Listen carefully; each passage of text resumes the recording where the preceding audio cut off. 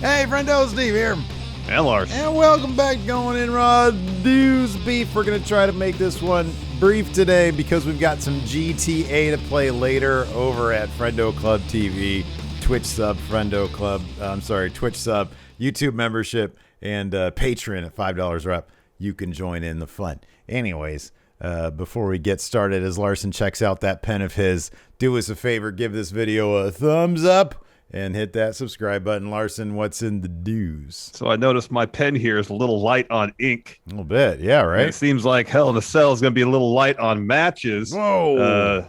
WWE made a pretty surprising announcement late yesterday. The Roman Reigns, Rey Mysterio, a Universal title Hell in a Cell match that was scheduled for the Hell in a Cell pay-per-view this Sunday. Well, that's not happening on Sunday. Instead, it's happening tonight, Friday, on Smackdown. Yeah. Quite the odd decision from the WWE to take their would-be pay-per-view main event and move it over to free network television. And in the latest Wrestling Observer newsletter, Dave Meltzer offers us details on how that change happened. This is what Dave had to say, quote, "As far as what happened, there's no involved reason that made any sense. The word we were told is that you can't describe why. There were just a bunch of discussions on Thursday, and discussions ended up with, let's do it on SmackDown. As of press time, the plans were for Reigns to not be wrestling on the pay-per-view." So we first heard about this. I think we both are like, oh, they'll have a wonk finish that'll lead to the actual match on Sunday, or maybe they're having this match tonight to pivot to something else for Roman at the pay-per-view, something maybe involving Jimmy Uso, Jey Uso, who knows? Yeah. I mean, it's silly. It's SmackDown. There's never been a Hell in a Cell. There's been two matches on. No, there's been more than that. There's been at least two Hell in a Cell matches on Raw. There was a Raw Dark Hell in a Cell match back in like 2012, I think, with Cena and Alberto and all them. But SmackDown's never had a Hell in a Cell match. I don't know why they're starting this now. This is incredibly strange, Larson. Well, maybe head the table doesn't work on Father's Day, you know? I mean, neither do I, but, we all have jobs to do. I know. I'm kidding. I'm kidding. Yeah, no, this is a real head scratcher. The only thing I can think of is they're trying to get ratings up.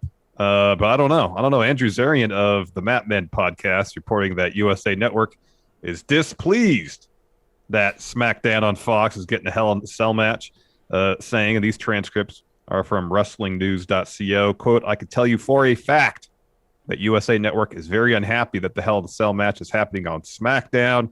I'm not going to say they are fuming, but they are very unhappy about it." Yeah, I mean,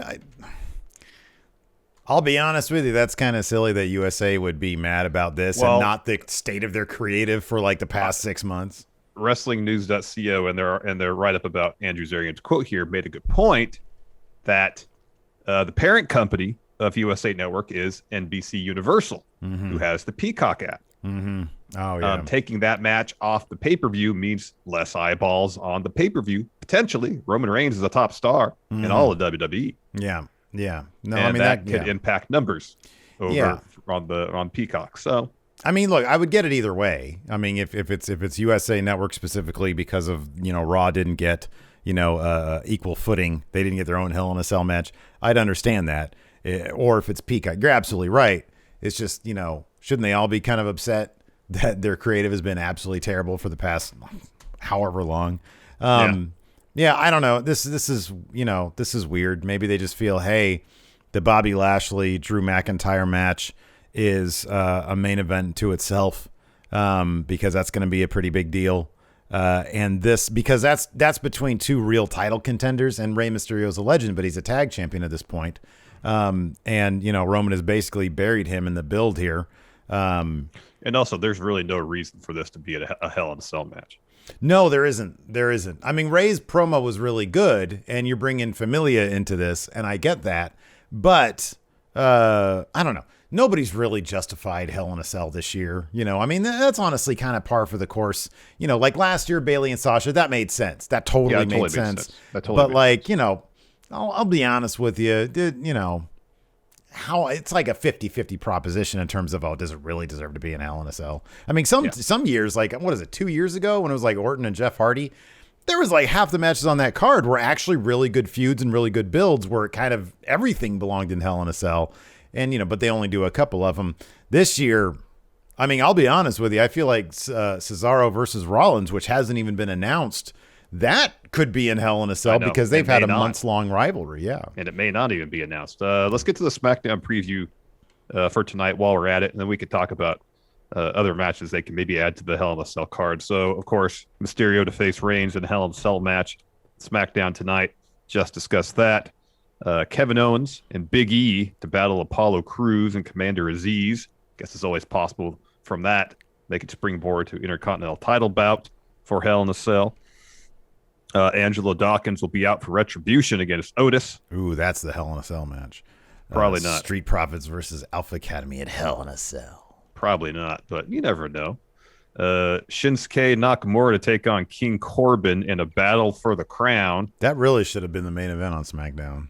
Because it's like, it feels like a SmackDown main event, It's silly. They've had 4 matches, 2-2. This is the rubber match, yeah. And it's themed. Battle for the crown. I don't know. Yeah. It's been a goofy ass, it's been a very silly rivalry, but it has been. I wouldn't mind seeing this blow off in a big 30-minute main event.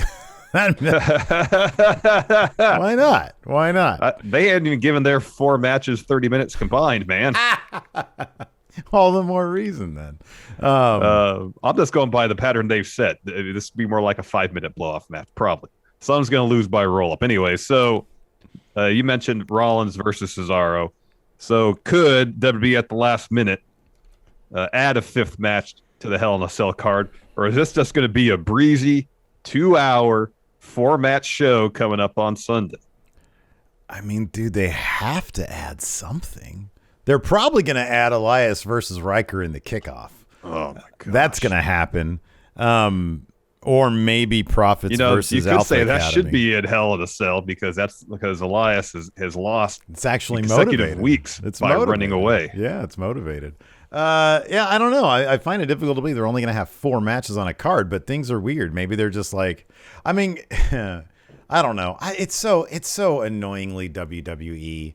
Like, this bullshit where they're doing hell. They all of a sudden announce on a Thursday because there's so many cooks in the damn kitchen and nobody can make a decision and Vince can't be counted on to make a logical decision until like moments before, a day before the show airs.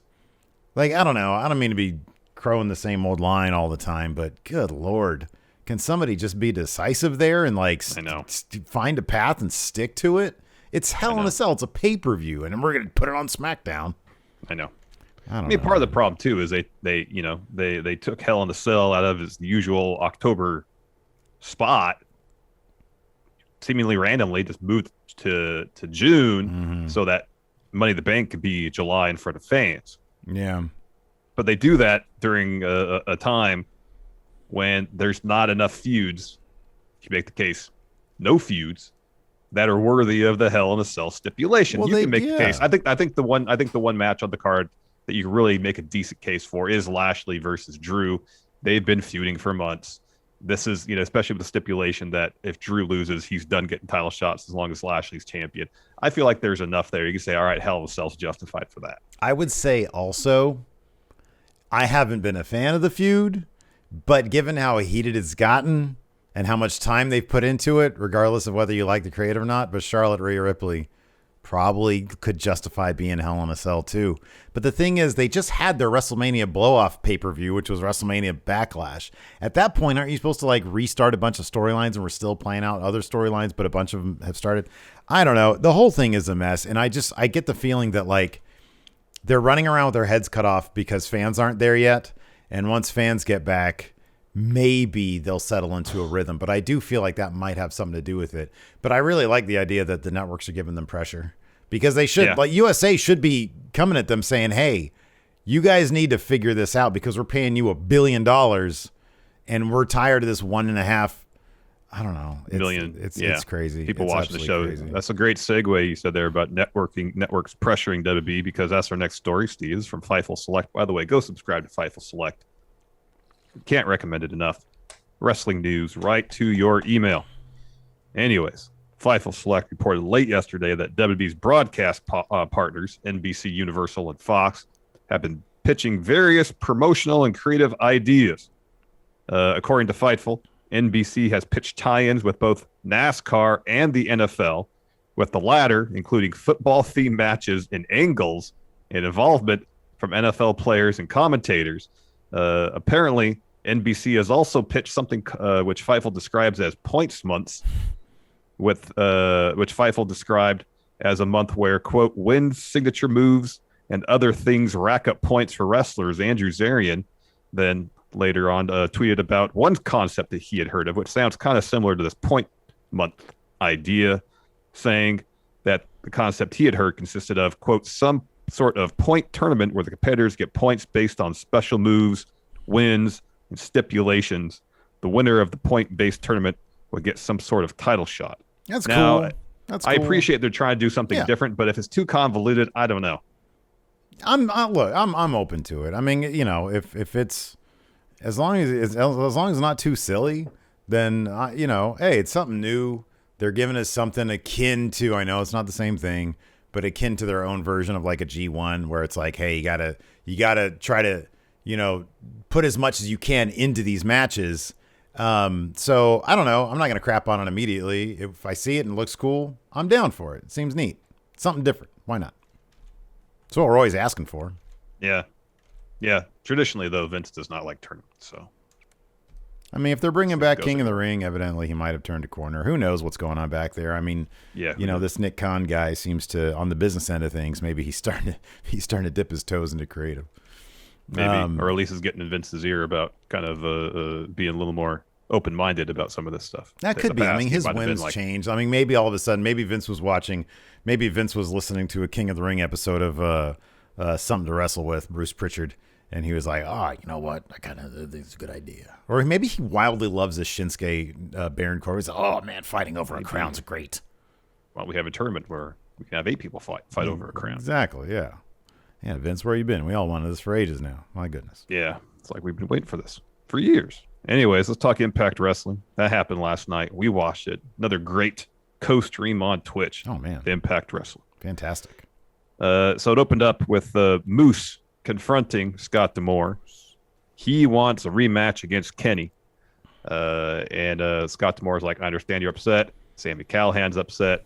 Anthem has sent someone here to address the situation. So then Moose goes out to the ring, threatens to hold the show hostage until he gets what he wants. Chris Sabin confronts him and then challenges him to a match at Slammiversary. Man, Moose had all of like 30 seconds in that ring before this little dude comes up and starts yelling at him and throwing his shoes at him. My goodness, let the man take care of his business. He has a legitimate beef. Later on, Chris Sabin had a little interview where he gave his motivation, and he just seemed to be hating on Moose. Like, get out of here. That'll be a good match, though. Sabin versus Moose at Slammiversary. It'll be good. Might not be as heavy as we want for Moose, but it'll be a good match. It'll be a good match, but yeah, I mean, Sabin, what Moose is dealing with is really none of your business, Chris Sabin. I'm gonna be honest. It's not Chris Sabin's business. Right. It's an MP, not a YP. Get out of here. Exactly. Get out of here. Exactly. Anyways, TJP had a MP of his own with Black Taurus, but he was able to pull out the win there. Yeah. Josh Alexander, current X Division champion. Man, he was looking beat up because I'm pretty sure this was filmed at most 2 days after. Oh, it seemed like mere moments after his Iron Man match against TJP because he still had the shiner. His face still looked swollen. Yeah. Yeah, he looked beat up. He defeated Madman Fulton. We saw the in-ring debut of Steve Macklin, formerly known as Steve Cutler. WWE was sleeping on this guy, man. Yeah, man. He defeated Jason Page.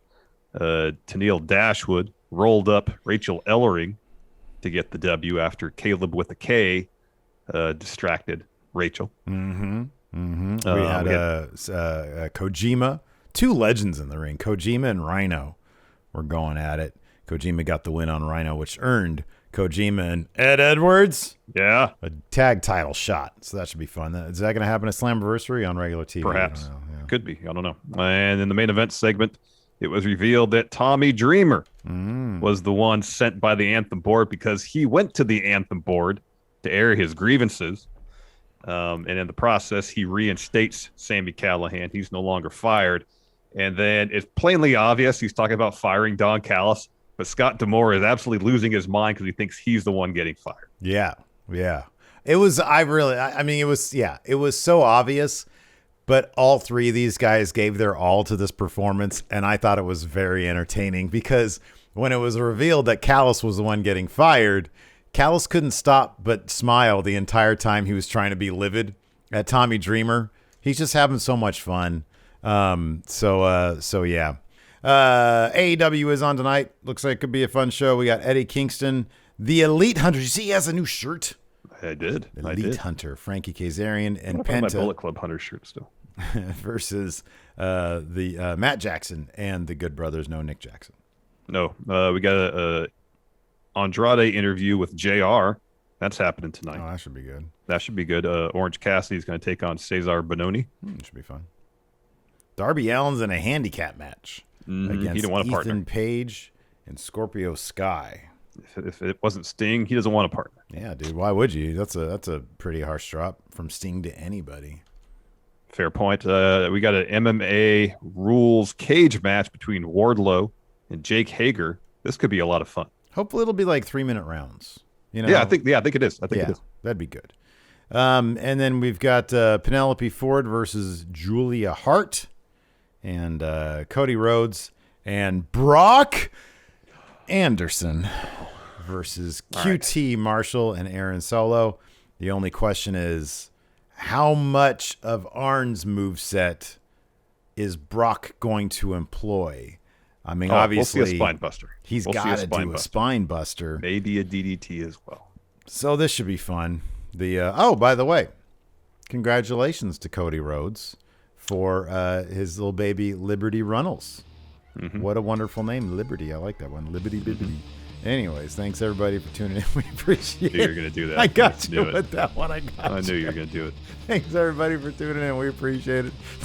Next time I'll talk to you later. Liberty.